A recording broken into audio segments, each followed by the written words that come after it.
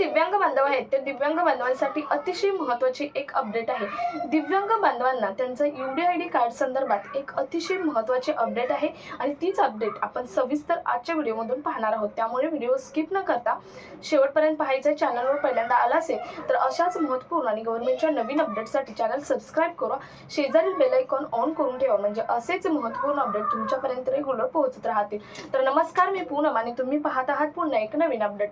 तर जे दिव्यांग बांधव आहेत त्या दिव्यांग बांधवांचं मागच्या 3 ते 4 महिन्यापूर्वी दिव्यांग सक्षमीकरण विभागाकडे त्यांचा विभाग होता, परंतु त्यानंतर पुन्हा सामाजिक न्याय विभागाकडे पुन्हा हा विभाग आलेला आहे। त्यामुळे सामाजिक न्याय विभागाकडून एक अपडेट देण्यात आलेले आहे की हे पुढचे 3 ते 4 महिने दिव्यांगांचा जो हप्ता आहे तो नियमित करण्यात आलेला आहे। म्हणजे मागच्या महिन्यामध्ये काही अपडेट आलेले होत्या की टेम्पररी दिव्यांगांना हप्ते दिले जाणार नाहीत किंवा काही प्रॉब्लेम डॉक्युमेंट्स असेल तर हप्ते दिले जाणार नाहीत, असे बरेच अपडेट आलेल्या होत्या। परंतु आता मागच्या 2 दिवसामध्ये अपडेट आलेले आहे की सर्वच दिव्यांगांना नियमित हप्ते केले जाणार आहेत, परंतु ही तात्पुरती अपडेट आहे। यानंतर मात्र सर्व दिव्यांगांचं UDID कार्ड हे नवीन पद्धतीचं असावं हे कंपल्सरी करण्यात आलेलं आहे। त्यामुळे प्रत्येक दिव्यांगाने ते UDID कार्डसाठी आत्ताच अप्लाय करणं गरजेचं आहे। त्यासाठी तुम्हाला UDIDचं जे तुमचं पोर्टल आहे ज्याचं नाव आहे स्वावलंबन,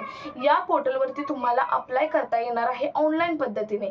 आणि ज्यावेळी तुम्ही ते अप्लाय करणार आहात त्याचा जेव्हा रजिस्ट्रेशन नंबर किंवा जो ॲप्लिकेशन नंबर येतो तिथे, तो ॲप्लिकेशन नंबर किंवा रजिस्ट्रेशन नंबर आहे ते तुम्हाला तहसीलदार कार्यालयामध्ये देऊन तुमचं DBTच्या माध्यमातून तुमची नोंदणी ही करून घ्यायची आहे।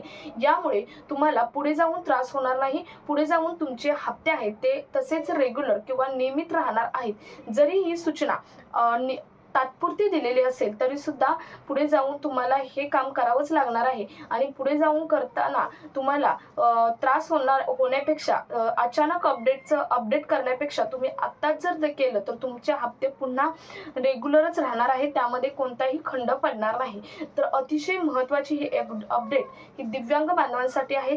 जास्तीत जास्त दिव्यांग बांधवांपर्यंत हा व्हिडिओ शेअर करा। भेटूयात पुढच्या एका नवीन अपडेट सोबत, तोपर्यंत धन्यवाद।